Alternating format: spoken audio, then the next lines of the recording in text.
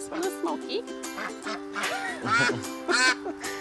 We were hatching eggs in my biology class, and I decided I want to have a couple ducks. I ended up bringing them home, and we built a coop for them and a pond for them to swim in. I have a pretty strong attachment to them, so.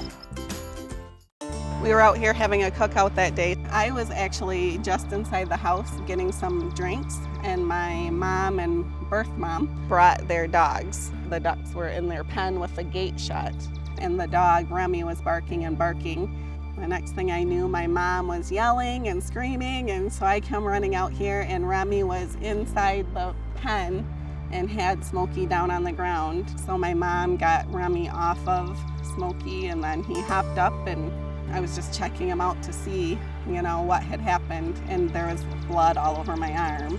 I got a call from my mom, and I was just kind of really worried at the point because I didn't know what happened. I called every vet that I could find in the phone book to see if they would treat Smokey, and nobody would see him. And then a friend of mine mentioned Dr. Pohl.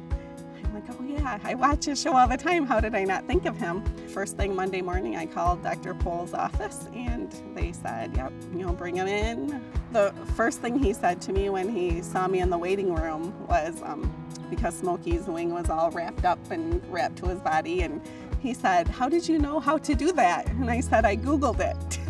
He's like, oh, high five.